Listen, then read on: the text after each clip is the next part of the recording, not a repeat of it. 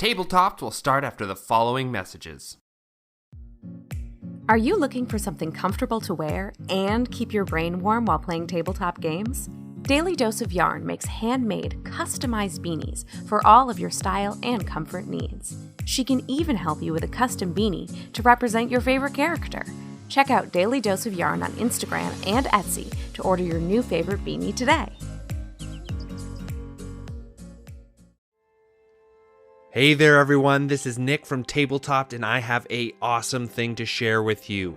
Get ready to embark on an epic journey with a new TTRPG, Mythcraft. Mythcraft is the ultimate TTRPG system and universe brought to you by all of the folks at the Homebrew Network in partnership with Quasi-Real Publishing. It has one of the most robust character creation systems I've seen on the market, and you as the player will have the power to design all the types of characters you've ever wanted to play in your dream campaign, and it has a huge narratively rich universe built into it. Choose from up to 14 lineages, 11 classes, countless occupation and profession options, and a ton of talents makes this game super customizable for whatever you're trying to do. It has endless intriguing and unique combinations to create a perfect hero, and the best part, you'll get new options for your character with a new talent point every level, so no more having to wait for that feat or to try to build something homebrew. This allows you to customize every single class on the fly. We'll need your support to make this happen. Sign up for the pre-launch update at mythcraftrpg.com and get ready to embark on a really amazing adventure. Mythcraft RPG opens on Kickstarter on March 15th, and you won't want to miss out on this thrilling journey, so you can do this. Go to mythcraftrpg.com and check out our feed, because we are going to be interviewing the creators of Mythcraft, and it's going to be super great, so keep an ear open for that as well.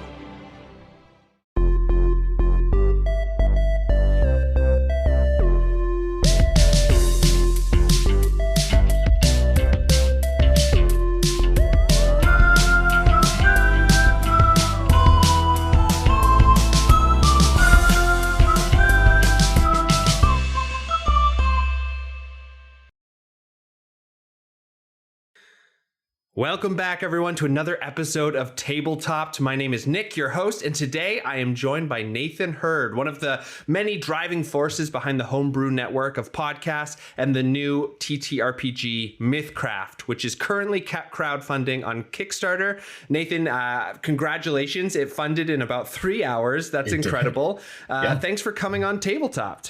Yeah, thanks for having me, Nick. I've been looking forward to this. Yeah, I wanted to have you on today to talk a little bit about Mythcraft. It looks like an amazing, really interesting system, so I can't wait to kind of dig our hands into it and talk about the design. But before, can you tell us a little bit about your work with the Homebrew Network and your background as a game designer? Yeah, so I joined the Homebrew Network late in 2021, and I launched their second actual play podcast, Sanity Damage, early in January of 2022. So my podcast has been going for a little over a year now. The network as a whole is coming up on 3 years old. And the flagship campaign is about to wind down, and they're going to launch their second campaign on that original podcast. So that's pretty exciting. That's awesome. Yeah, I'm also a voice actor on Power Word Fail, which is another actual play show on the same network. And I do a lot of writing for the network. So if you are on our network Patreon, then first, thank you. Second, a lot of the stuff that you see there is stuff that I've written. So I do monthly PDFs based on the player characters and their backstory, their mechanics, so that you can use them in your own games as characters, or as PCs or as NPCs. That's really awesome. So do you think that that's kind of where your interest in design started, by kind of building these homebrew supplements for 5e, or did you come to design before that? Yeah, I came to design before that. I did not originally set out to be a game designer. It was one of those turns of twists of fate that led me down this path. I set out originally to be a fantasy novelist. That's what my degree is in fiction writing. Mm-hmm. I've written 8 novels and published 0, so that's typical of fantasy writers. That's how we start. But I've also had a passion for D&D and other role-playing games for a long time, partially because of that interest in fantasy writing and the collaborative storytelling aspect therein. I started playing D&D when I was 6, so that'd be back in 3.5, and basically just rolled the dice that my dad handed me and followed along and tried to figure out the story as he kind of guided me through it. Yeah. And then started DMing in middle school and started experimenting with game design in high school. I made a couple role-playing games that I played with my buddies. There was a Percy Jackson themed one based on 4th edition D&D, and then nice. We built a Hunger Games role-playing game system kind of from the ground up that we experimented with a lot of new ideas, and it was badly balanced, but it was really fun. We had a good time with it.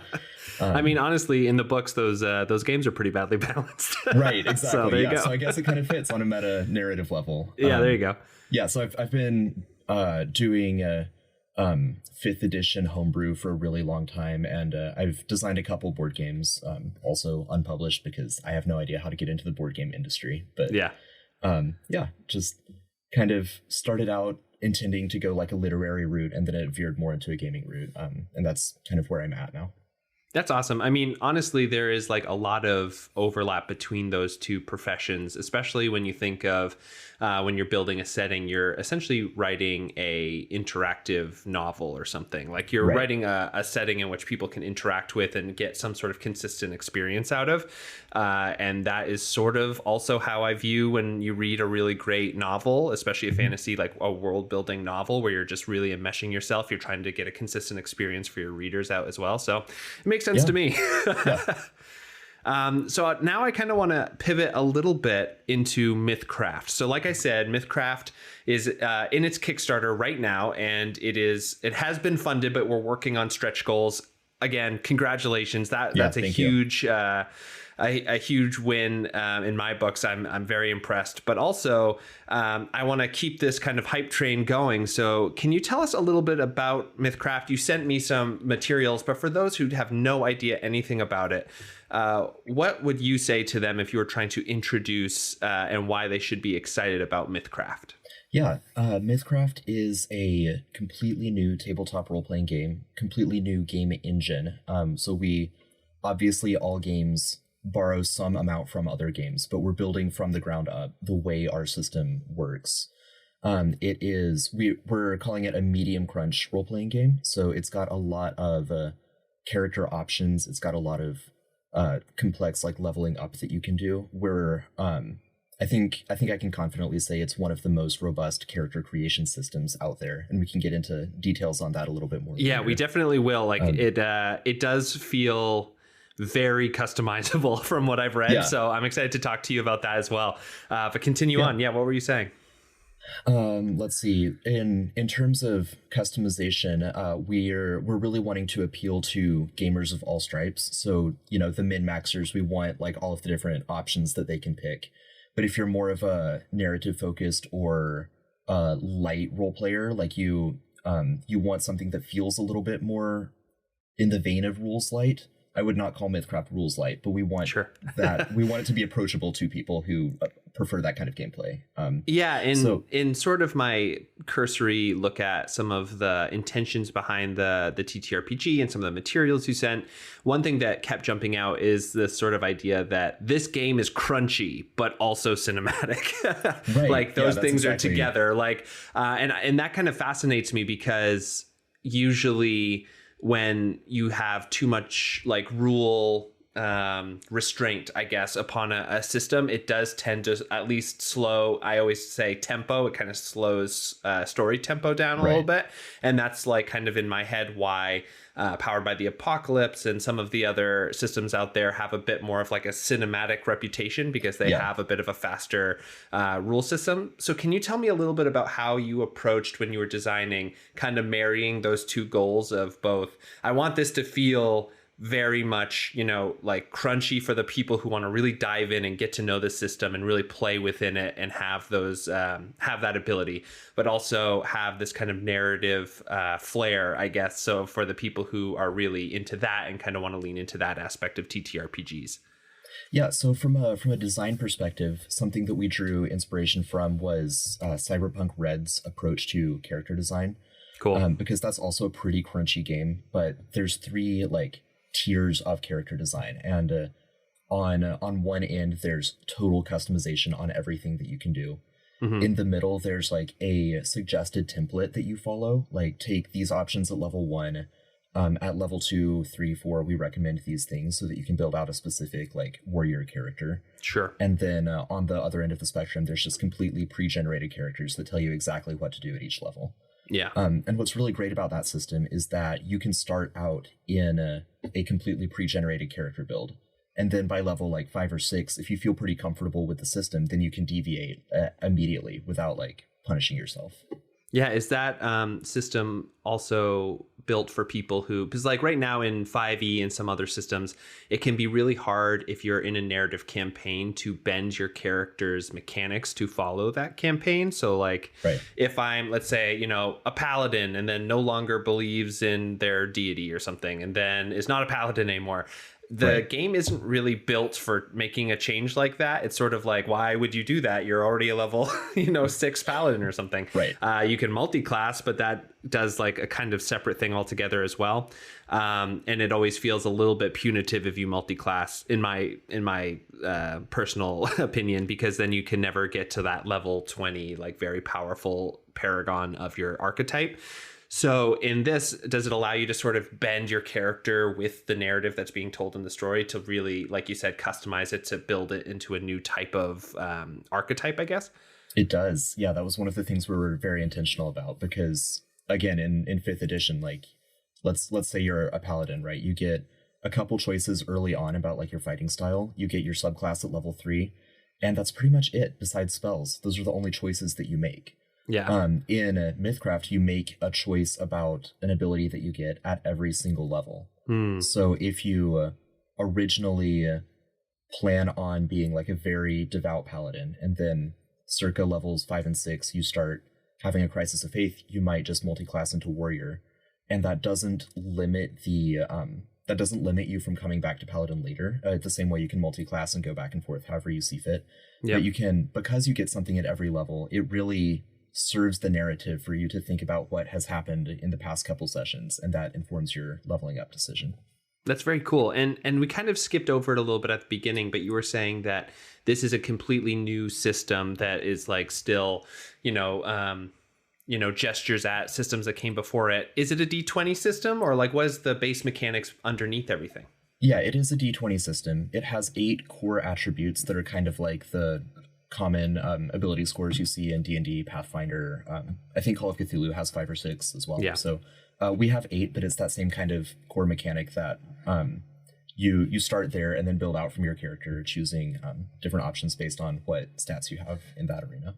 That's awesome. So this is something that my personal friend group that plays a lot of TTRPGs always talk about, which is how did you choose the 8?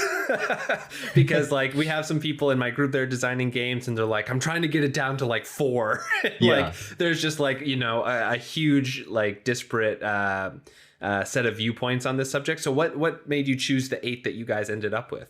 Yeah, so we broke it down into physical, mental, and metaphysical abilities. Metaphysical is pretty new to Mythcraft. I haven't played like Call of Cthulhu yet. There might be some of that kind of mechanic in Call of Cthulhu or similar games, but that is something I think that D&D and Pathfinder do pretty well in terms of like a fantasy or sci-fi role-playing game, is you've got your strength, dexterity, and endurance, and I'm just using the Mythcraft names here.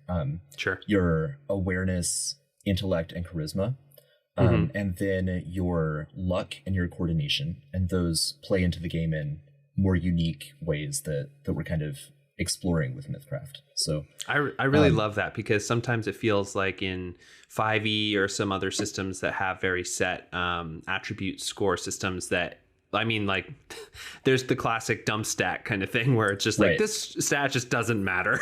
Yeah. And I feel like 5e kind of does a disservice to a couple of the different stats, especially with what they're supposed to represent. Like wisdom is very important for certain things, but like if you want to be a wise character, but don't really use that attribute, it kind of falls apart a little bit. And so I'm very interested to see, because even when you're breaking it down to like coordination and luck, that's like two vastly different types of rogues or thieves. You know what I mean? Like, if you really specialize in one or the other, you can really change a lot of stuff story wise. So it's cool that you've already brought that in mechanically as well. Thank you. Yeah. And coordination is separate from like a physical balance. You know, that would be dexterity. So given that coordination is metaphysical, that represents the amount of things that you're able to do on a given turn in combat or in like a chase. So that plays into our action point system that we can get into a little later. Yeah, the character creation is quite customizable, but also within the document that I've been looking through as well, it kind of says that the mechanics are also kind of customizable. Can you talk a little bit about that and what that means and all that kind of stuff? Yeah, well, I mean, I can give you a couple examples. I'm not sure that this is actually in the document, but it does answer a question that might not have, whether you misinterpreted the document or not, I can give an answer to that. Cool. The classes are designed to have different, like, we're calling them stacks. They're kind of like skill trees in like a video game or something. And you can play in like a traditional high fantasy setting. You can play in a sci-fi setting. You can play in like a setting that exists before magic. We have official lore to support all of that. Of course, you can homebrew whatever you want to. But part of what makes our classes so customizable is that you can, as an MC or a Mythcrafter or a game master, you can say, hey, we're in a pre-magic campaign, so these particular classes are off the table because they use magic. These particular classes you can use, you just can't use this stack within the class. So you can easily like homebrew a specific class just by removing or adding or transposing different stacks to other classes. That's really cool. Yeah, a similar thing with our skill system. Like, as a Mythcrafter, I would only ask you to roll, as a player, I would ask you to roll one of 7 skills. And those would be linked to the 7 of the 8 attributes. We don't have that for coordination because it ties so directly to the action points. Right, yeah. But, like, I might ask for a luck check or a dexterity check.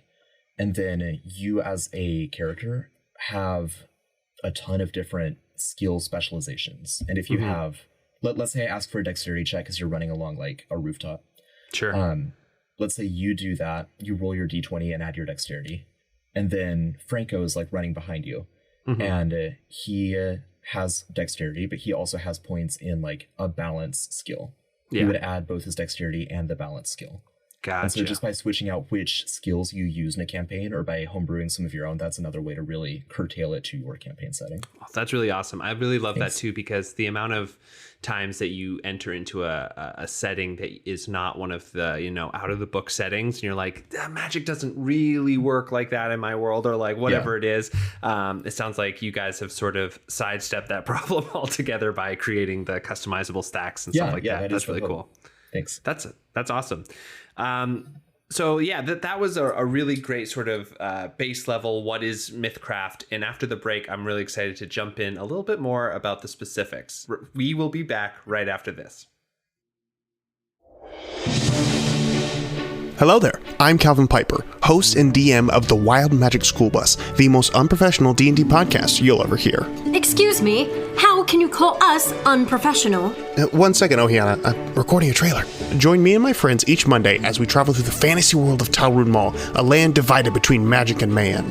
Hold on, we just gonna exclude lizards from that? And robotic sidekicks that were once lizards? Oddly specific, but sure, we can include them. So come along for the ride on Apple, Spotify, or wherever you get your shows, and listen to D&D the way it was meant to be endured. All right, everyone on the bus. All right. He's gotta have a window seat or he's gonna get sick. Hey, Zeph, what's a podcast? Tabini, a podcast is when a group of people love each other very, very much and they want to... All right, welcome back, everyone. I have Nathan Hurd, one of the creators of Mythcraft and one of the driving forces behind the Homebrew Network of podcasts, and we're talking about Mythcraft. So right before the break, we talked a lot about sort of the basics of the TTRPG system that you're making. But let's now talk a little bit lore side and a little bit about some of the other things that we kind of gestured at the first half. So tell me a little bit about the action point system that you were talking about at the first half and about what makes it special. This is one of the things that previous to this conversation, you had messaged me being like, these are some of the things I'm really excited to talk about. And this is one of them. So I'd really love to kind of get your feel on what this is and like how it affects the game and all that. Right. So we are innovating an action point system for tabletop role-playing games that goes beyond just having like an action movement, a bonus or a swift or a minor action or whatever you want to call those three reactions, free actions. Those are kind of the D&D, Pathfinder, Star Wars terms. I haven't yet played Powered by the Apocalypse games, so I'm not sure how it works in those systems. But in the context of like a crunchier game, you just have action points in the case of Mythcraft. And you can choose how you spend those action points to do various actions. So let's just go with a level 1 character. You're going to have 3 action points. You'll get more as you level up. But you can spend them to... Maybe you want to move 3 times. So you just spend an action point to move, and you do that 3 times in a row. Or you spend an action point to move, you run up to an enemy, and then you spend action points to attack that enemy. And most attacks cost 2 action points. That depends on how you build your character and whatnot. Some might cost a little bit more for heavier, larger weapons, and you have to get stronger to reduce the cost of that. But so with these 3 action points, you run up with 1 action point, you attack with 2 action points. On your next turn, let's just say you attack again, that's 2 more action points. But then you save your last action point. And so you're just standing there in melee. And then if you have the ability to do like an opportunity attack or like a reactive like hamstring or something, then when they move away on their turn, you spend your remaining action point and do that. The thing that I really like that you're getting away from in 5e is that there are different things called different actions that are only applicable to certain moves. and the ability to just be like, don't think about any of that. They're all actions. That's really like, great. Yeah, in the example of D&D, it's like unnecessary complexity that actually restricts what you can do instead of both simplifying and giving you more options. I also really like that it really can change based on both what type of character you are and what you're interested in doing, where you can spend all of them to move up, hit somebody, and you can maybe hit them a couple times if you're at a higher level. And then you have no more actions and they can move away from you and you can't really do a whole lot about that. But you could also, move up and then really like save your action to really start kind of, screwing with them on their turn. Which is like a very fun mechanic, I think. It makes support classes a lot more interesting. Clerics and bards that are buffing people on their turn or debuffing enemies on their turn. And that's one of the biggest things that I think feels bad about playing a support class now in like 5e or some other games is that it feels very passive. Because you're like doing something on your turn and you don't really sometimes even get the effects on your turn. So you can't be like, that was crazy. It's more like, okay, I haste that person and I'm going to wait to see what they do. Whereas now it kind of feels like you're a little bit more strategic. You're kind of in the game, even when it's not your turn, because you can be spending some points on other folks' turn to still make a mark in combat or during the encounter in some way, which seems much more active and I think will allow people to kind of lean in and not do the whole like, okay, my turn is done and I'm going to be on my phone for the next 30 minutes. Exactly. Yeah, we want it to be really engaging. And that gets into kind of the whole idea of making a crunchy game that's still narratively driven. So I've been talking to a lot of designers recently, and one thing one of them said was that when you're designing a game, you have to design mechanics in a way that is all supportive in the type of feeling that you want to get out of the game.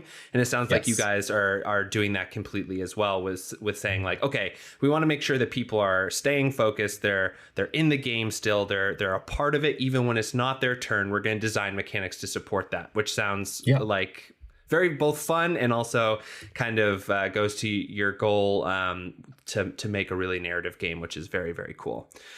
One thing that I just kind of am interested for you to do for us is building characters. So it's sort of a mini game in TTRPGs to build a character. Right. And it sounds like that mini game is like very fun in Mythcraft. Yeah. So can you kind of like walk us through the different aspects of building a character that people will be going through when they build their first Mythcraft character? Yeah, I would love to. I do want to touch on one more thing about action points before we of course. Move past it. If you, let's go back to that example, you like run up, stab your enemy, and then on your next turn, you attack them and you save that one action point. Mm-hmm. If you don't spend it reactively, it adds on to your next round. Oh, that's awesome. And, yeah, that is limited, right? So you can't do it like indefinitely and then have like a ridiculous turn that breaks the world. But, you know, it allows the barbarian who otherwise wouldn't be able to do anything to just like duck behind a tree and like bolster themselves up and then go into just a frenzy on the next round. So again, like playing into the narrative there. Yeah, totally. And it also allows people to make decisions that are supportive decisions for their teammates without feeling like they've screwed up because they're wasting action economy or resources. Right. Like they're able to, you know, maybe run up to a monster and say, okay, if this thing moves away from me and attacks the person who's like on the ground dying, then maybe I will react and be able to stop that or at least hinder it in some way. The thing doesn't end up moving. That is not a wasted action point. It just stacks onto your next turn, allowing you to do extra cool stuff, which sounds like, you know, you're rewarding that kind of behavior as well, which is very fun. Yeah. Okay. I just wanted to touch on that before we get into... No, of course. Thank you for stopping me. That was something that I didn't even consider, but that's like a very fun mechanic of sort of... that one feels like I've been playing a lot of Slay the Spire recently. Okay. And there's not familiar with that. It's a like kind of card-based roguelite on the Switch and computer and things like that. Okay, and you have a certain amount of energy you can use each turn, but there are certain like relics and things you can get that allow you to keep the energy that you did not spend in the previous turns. And it's a very fun mechanic. So I know what you're talking about. It's cool. Yeah. Okay, so let's move to the character building. So if somebody is going to build a character, what can they expect? What things are you like super excited about in that process? And how is it a little different than other games? Right. I'm excited that it's a level 1 to 30 system. So that just gives you more options, more fun. A lot of campaigns end at level 10 to 12 anyway. That may still be the case with us. We don't know yet, but we have the option of going up to level 30, which also benefits multi-classing because not every class will go up to level 30 necessarily. So you can still get your capstone ability and not be punished for multi-classing along the way. That's a very cool mechanic. So you can, like if I was to use 5e stuff, like let's say, you know, a thief in 5e, there's 20 levels of thief, but then there's also that 10 levels after it that you're able to kind of, you know, spice your thief up a little bit by doing something in another area. That's very cool. Thank you. Let's see. So I'll just kind of talk you through building levels like 1 to 3 of a character. Sure. At level 1, you pick your lineage, you pick your background and occupation, and you pick a specialization talent of your choice, and I'll come back to that in just a second. So lineage is pretty typical. You know, you pick human, dwarf. We have some really fun, unique races or lineages. I'm really excited about the Kleppen, which are like woodland critter folk, like a squirrel person or a badger person. Like very Redwall. Yeah, super Redwall, super Narnia. Like just the trope of the little animal that gets to do cool things. You pick, so you get like your base feature from that lineage, and then you get one other feature of your choice out of the lineages list. And some of them are like gated behind prerequisites. You know, so we're going to the crunchier like character building system that you'll see in like Pathfinder or earlier editions of D&D. Sure. And then at levels 5, 10, 15, 25, 20, 25, and 30, you would get an additional lineage feature. So you slowly like mature into your lineage and your heritage as you progress. Cool. Your background gives you a bunch of specialized skill points, going back to those like 7 skills and their sub skills that you can learn. And your background also gives you access to a selection of occupations that you can take. And these are robust enough that they could almost be their own role-playing game. You could play a game of Mythcraft only using occupations and just ignoring combat, or just like narrating combat and kind of hand waving it. So, for an example, you could take a level 1 occupation in, let's say, titled a noble. So you're like a viscount or a duke or something like that at level 1. Yeah. And then once you get to level 5 of that occupation, you might literally be a monarch or a president, like in charge of an entire nation. Yeah. And that 5th level of occupation, you're not likely going to see it until you're in like the level 20 to 25 character mark, right? You level up in your occupation probably once every 4 to 6 levels, but that's based on narrative and roleplay decisions that you make as a player. And so your Mythcrafter might really reward you for leaning into that. So those are your main level 1 features. You get 5 attribute points to assign to your 8 attributes. And we don't do like the score starts at 10 and goes up to 20, or it just starts at 0. And when you put a point in, you get better at it. You can makes sense.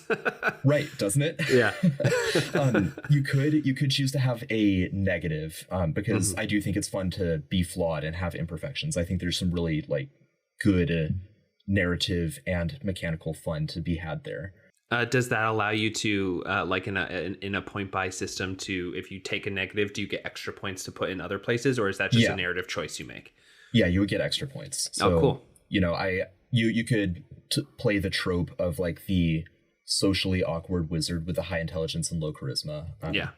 And you can curtail your character in that fashion. Cool. Let's see, the last thing from level 1 is your specialization talent, which is basically just like a talent or a feat, any little thing that makes you unique. And that might be like basic dual wielding. And then later on, you could take dual wielding 2 and 3 to get better at that. Yeah. Let's see.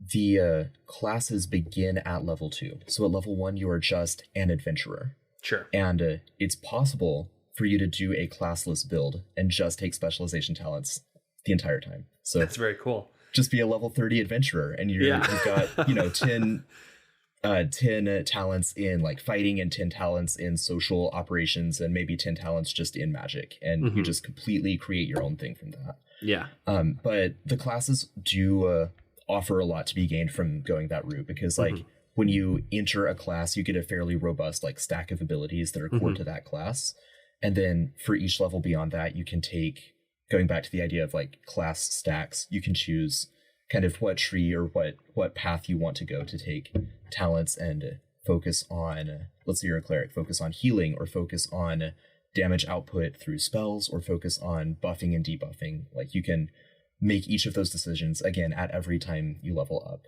to really build exactly what you want to see in your character. So would you say that like the classless adventurer build might be in the style of like an OSR game, where it's sort of like no one has like specific classes or anything, but you can still get better at the things you're doing, so you can even play in that kind of, you know, old school way, rather than a super class focused build as well, so the system is flexible in that? Yeah, I think it is. And you know, I think that Mythcraft is going to be really good at supporting different play styles at the same table. So you can have the OSR build character who kind of builds like a warlord just through the features they take.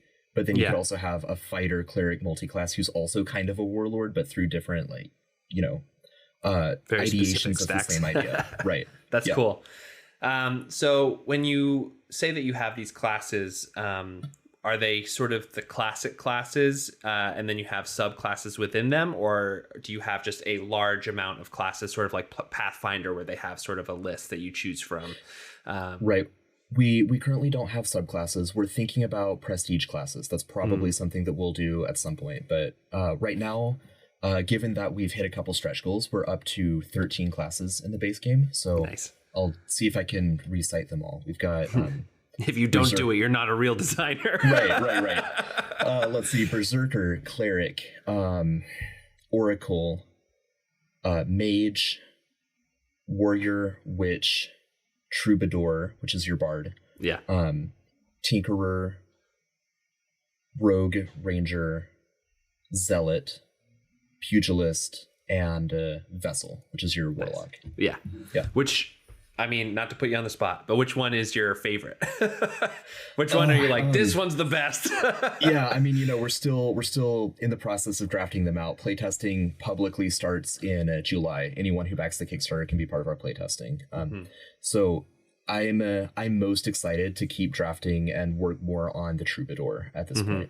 I'm a Wizard and Bard main in 5th edition, and so I'm really enjoying the ideas that I'm having with the Troubadour.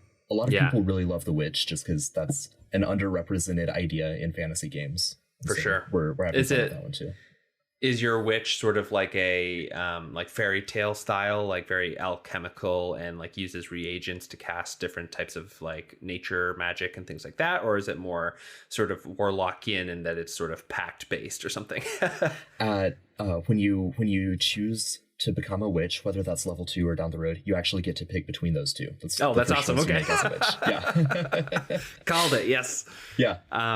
That's awesome. And I wanted to talk about this, and we've been talking around it a lot, but let's get into magic, unless you have a little bit more to say about building characters and things like that. Yeah, last thing on that is that you get 1 additional attribute point at every level up. So at level 1 you have 5. By level 30, 1 per level, that puts you at a total of 34. Each attribute has a cap of positive 12, so you could max out 2 attributes and then almost get there with a 3rd attribute. So a berserker that really wants to berserk could just be like maxed out strength and endurance and like awareness. Or the troubadour that's the jack of all trades could have like between a 4 and a 6 in all 8 attributes. So there's going to be a lot of interplay there as well. Really quick before we move on, because that kind of sparked something in me, is that do you feel as though during late game play, I guess, the people who have really specialized tend to shine more than the folks who try to do jack of all trades? Or is the system built in a way that people aren't punished for wanting to do a lot of things or one specific thing, I guess? Is it sort of like there are lots of viable paths, or is there certain ones that are like, okay, these are the ones that are going to be more effective, but you can also do the other ones because they're fun? Yeah, I mean, I think that in crunchier games, that does tend to happen a lot. We're trying to design to minimize that. I think some of it is inevitable due to the fact that it is a crunchier game. Sure. Like, as we've been building out the lineages, I've been thinking, oh, that lineage is going to do really well with this class. Yeah. And some of that is unavoidable, but that doesn't mean that you're going to be penalized for not doing that combination, right? It's just going to open up other combinations of abilities that are maybe less optimized, but will perhaps give you more versatility in unexpected ways. Yeah, I went to a talk at PAX Unplugged once with a game designer that said that when you are designing mechanics, that you really have only like 2 levers to pull, which is it fun and does it do the thing well? Yeah. And so I appreciate the idea that you're allowing lots of different play. There are some like that are going to be more optimal, but that doesn't mean that the fun lever isn't being pulled on all of the different ones. Right. So that you can kind of do a bunch of different stuff. That's awesome. So yeah, let's talk about magic a little bit, because magic, it's the big thing in TTRPGs, and every system does it a little bit differently. So give us a little intro to what your game kind of does with magic. Yeah, Mythcraft has 5 sources of magic, each of which have unique spells and unique spellcasting properties. So we've got arcane magic, which is kind of the source of all magic. It's almost as fundamental as gravity in this world. You've got divine magic, which is you like as a character siphoning power or being gifted power from a deity. We've got occult magic. Actually, I'll come back to occult. I'll circle back to that. We've got primal magic, which is kind of a distilled ambient form of arcane magic that's a little bit safer to access, because arcane magic is so fundamental to the creation of everything. People that access it risk like burning themselves out. Sure. A little bit Wheel of Time-y, a little bit like Zweihander-y, but mages do a lot of studying at their schools and whatnot in order to do it safely. Those that go out on their own are likely to blow themselves up. So primal magic is less powerful, has fewer options than arcane magic, but it's safer. You can do it without risking your own life. Yeah. And so those three sources of magic all kind of derive from arcane magic as like the root of that, because divine magic, magic that you get from gods, is actually arcane magic just through a proxy. Like the god is the barrier between you and the arcane magic, so that's like the filter to keep you safe. They're actually like essentially a funnel. Right. Yeah. And you've got to deal with like the god's personality and temperament if you do that. But at least you're not risking fireballing yourself instead of your enemy. Yeah. And then moving to the other side of the source of magic is souls and like the power that comes from your soul. And so that's your psionic magic and your occult magic. Psionic magic is pretty much what you would expect. You know, it's I manifest things. I use the force, that kind of like ability set.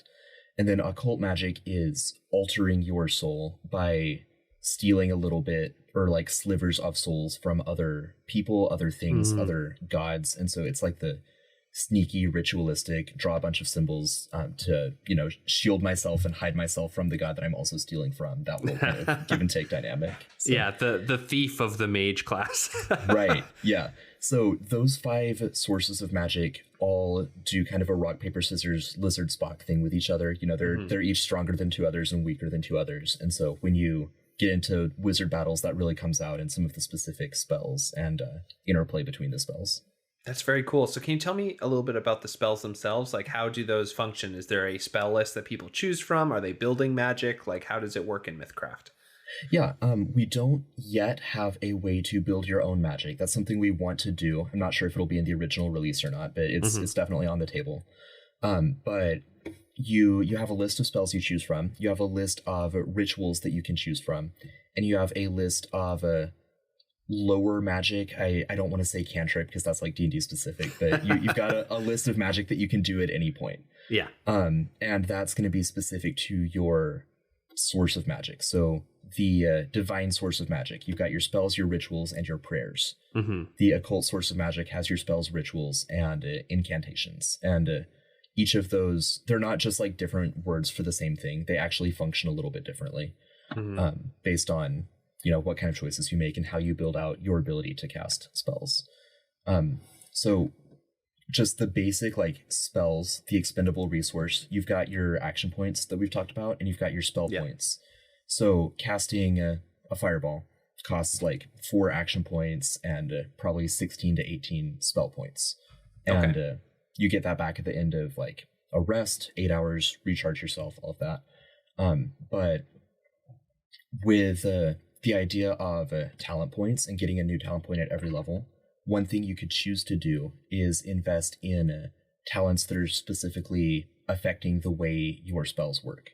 So as a cleric, you might take a talent that lets you cast healing magic for fewer action points than you otherwise could, that kind of thing. So in that way, you can really customize yourself to get something that feels unique to your own idea of spellcasting. But it's not necessarily just like building a new spell entirely from scratch. That's very interesting though too, because like narratively, you're rewarding somebody who is like, okay, my person has spent time and effort and training and has realized in these adventures that they need to cast, you know, a heal spell way quicker. And so has gone and trained and figured out how to do that. And that is why this talent is reflected by like reducing their spell points usage kind of thing. Yeah, and as long as you have the action points and spell points, you can do it as much as you want on your turn. So if a healing spell costs 2 action points and 4 spell points, and you've got 4 action points and you've got 8 spell points, you can cast it twice and heal 2 people. That's super cool too, because you're also you're basically saying, hey, you still have to invest in the parts of your character that get non-magic points. Like you have to get your action points up as well so that you can continue to cast and be a little bit more action economy able during their turn. So, you know, characters aren't going to just like, you know, be completely spell focused but can cast, you know, one thing per turn, I guess, unless they build it a very specific way. Right. That's very cool. So when when you have this system that has these different types of magic and has physical attributes like, you know, your barbarian, your warrior, that kind of stuff, how are those interplays coming together, especially at higher levels? Because sometimes it can sort of be like, you know, at level 20, I can attack somebody 4 times in my turn. And then another person's like, at level 20, I can cast a wish that fundamentally changes the world. yeah, that's another gripe that we have with some other role-playing games is being able to cast a wish that fundamentally changes the world is cool, but shouldn't be like a base class feature that you can just do. So the way we're approaching that is like in terms of power scaling with magic, our highest level magic that you can intrinsically learn just as a caster caps out somewhere around the equivalent of like D&D level 7 or so. You've got Finger of Death, you've got some powerful spells that can probably one-shot someone, but you don't have Wish and like Meteor Swarm and whatever else. Time stop. Time stop. Yeah, time reversal. We're not doing time travel. We don't want to mess with that. But what we are doing for that is enabling the casting of fundamentally world-altering wishes and that kind of stuff through artifacts in the world. And so it's very easy for a Mythcrafter to just say, that's not in my game. I don't want to mess with that. But if you do want that, then you've got to go on a quest to find it, and then you'll be able to use it to like really change, it becomes a side quest or the main quest. Or if the Mythcrafter wants you to focus on something else but still wants that ability to be there, then maybe like, I don't know, a planar merchant can sell it to you for exorbitant money or whatever. So there's ways to get there, but it's not going to be baked into the character. So in that way, your martial classes and your casting classes, I think, are going to feel a little bit more equitable at the high levels.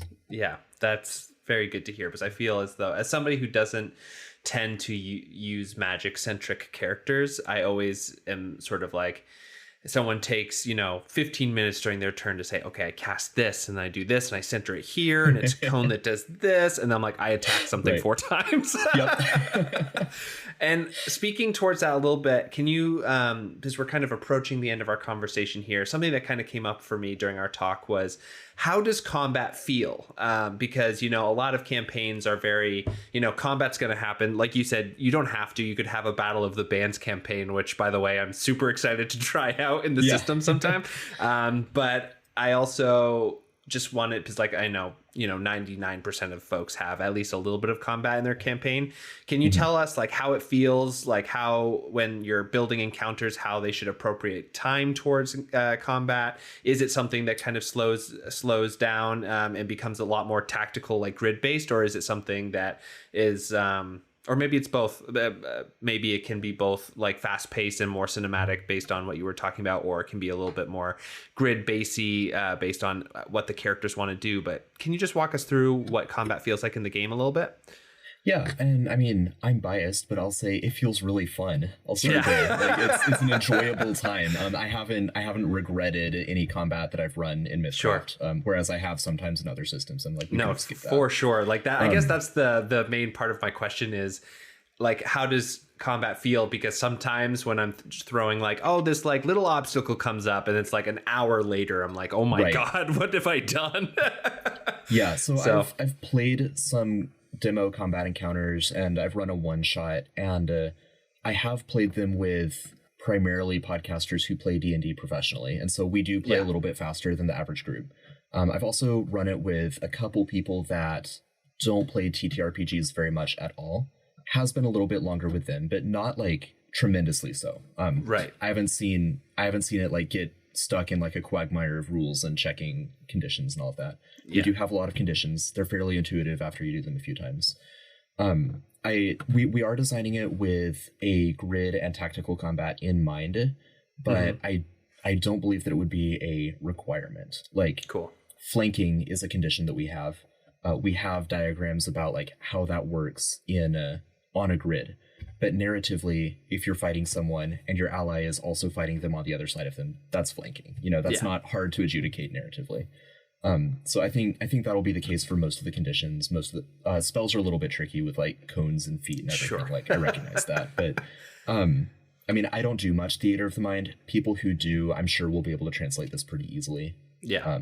I mean, there's always the kind of hand waviness of theater of the mind anyway, of like, yeah, that's a cone of cold. It hits the thing in front of you. We're hand waving the range of that or something like that. Right. So I feel like that's a pretty easy transition. I also am just really excited that one thing you said, that new folks feel like they can pick it up very fast, because there's nothing worse than trying to, like, you finally get that friend who's been a holdout in that, like, come into the TTRPG table for so long, and you sit them down and you're like, okay, now remember all these rules. Like, remember this whole rule book, and being able, I think that, like, the action point system is going to really help with that. Just saying, like, okay, remember right now you're level 1, you have 4 action points. You can do 4 things, like, basically each of those, you can spend them to do stuff, and your sheet will tell you what. Right, exactly. Which is really great.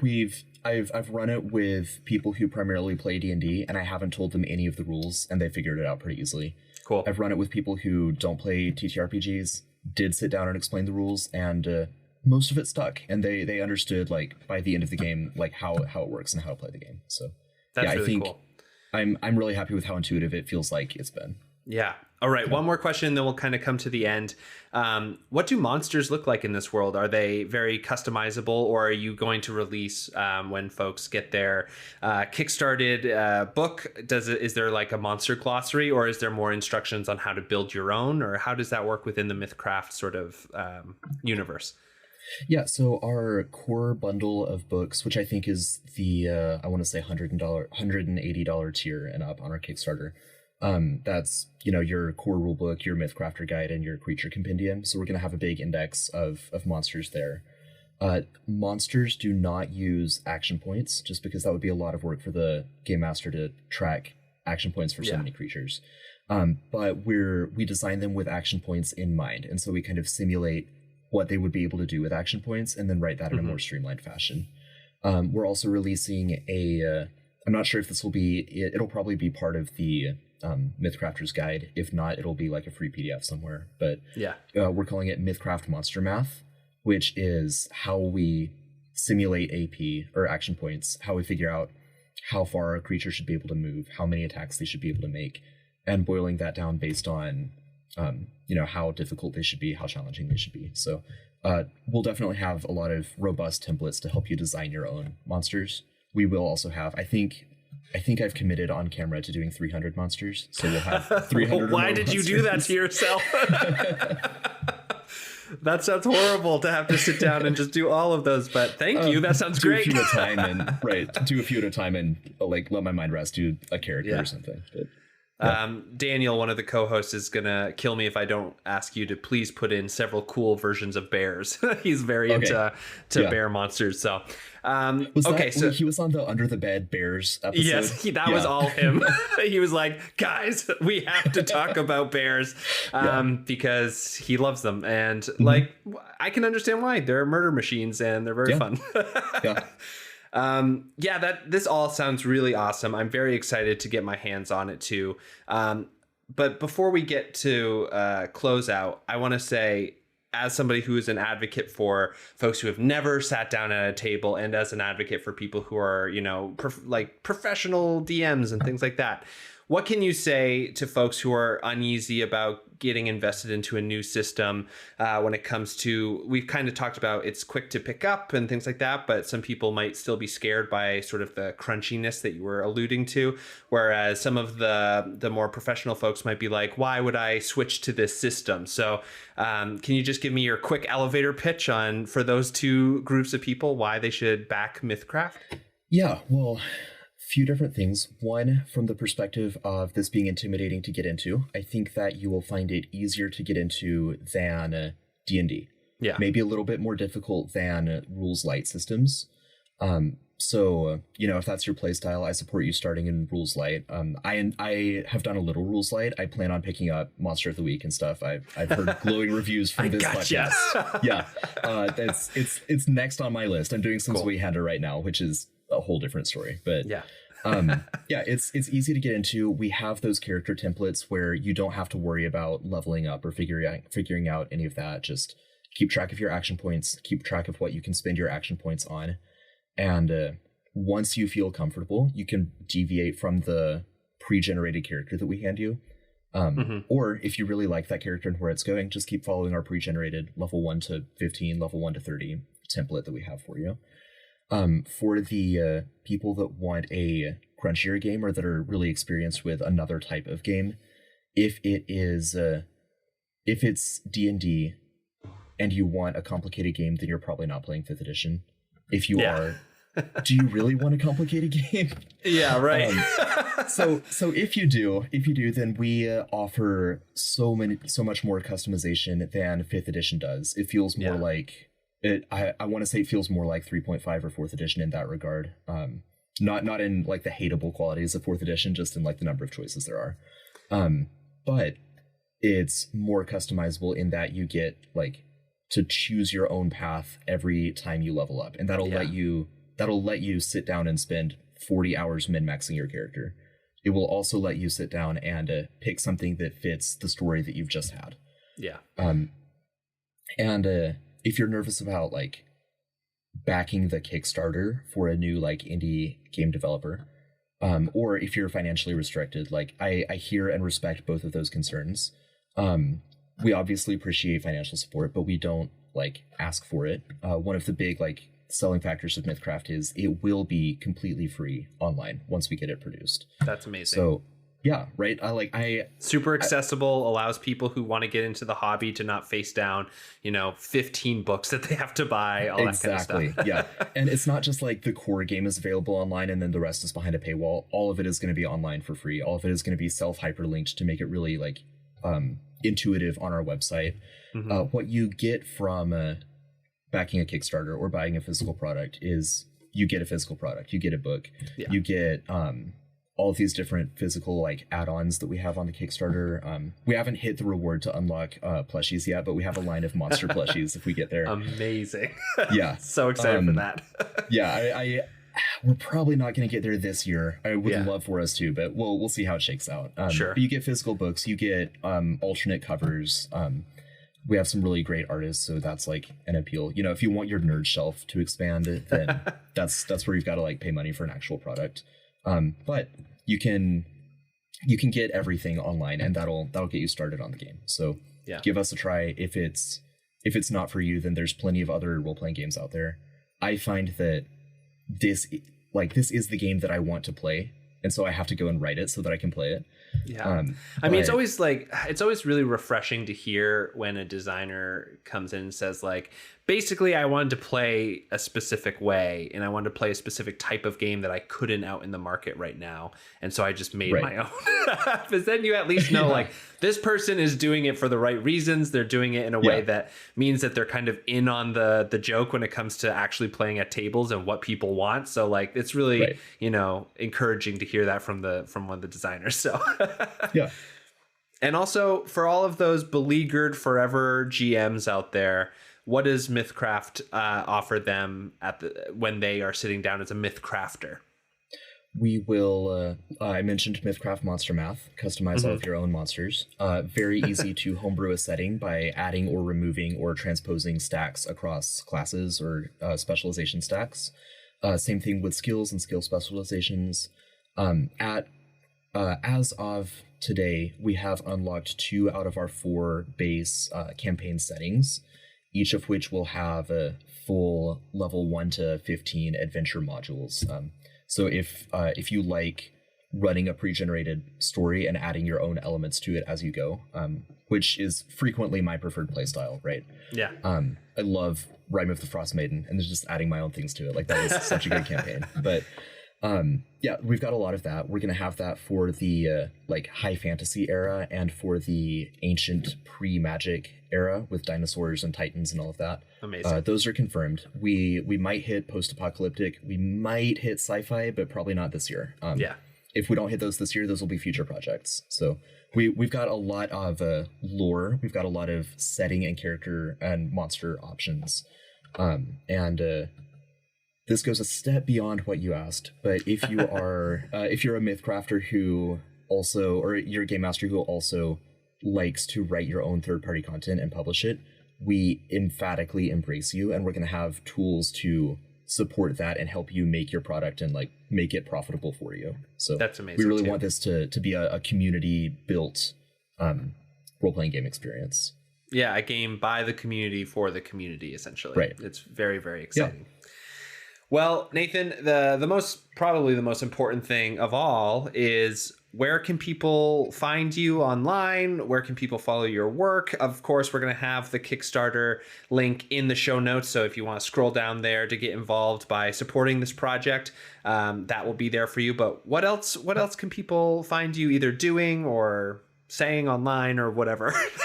Thank you. Yeah. Mythcraftrpg.com is a link to the Kickstarter. Once the Kickstarter campaign ends, we'll probably switch the router and make that like its own page. But actualplaypods.com is the link to the Homebrew Network. My show is Sanity Damage. I'm also acting on Power Word Fail, but all 4 of the shows we have right now are awesome. One of them is a weekly live stream on Monday evenings at YouTube / at the Homebrew D&D.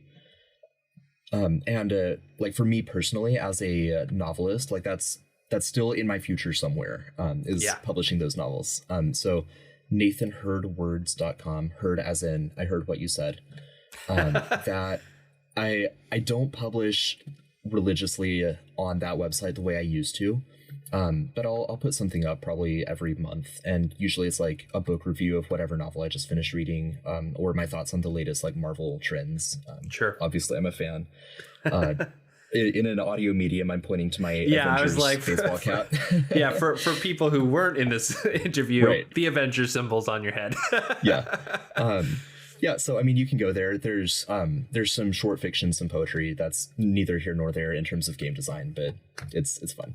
Still, if people want to get a kind of sense for what the lore is like, they can always head there and see what your writing style is. So that's very cool. Right. Yeah. Well, Nathan, this has been a pleasure. You're always welcome back on Tabletop for either future projects or just to hang out and talk about some specific aspect of TTRPGs that's like got your goat or something. We'd love to have you back on. And I can't wait to sit down at a Mythcraft table eventually and be able to really get a game going. This sounds amazing. I want to be a magic thief that just, steals God's magic. Yeah. Gonna be great. Thank you, Nick. I appreciate this. All right.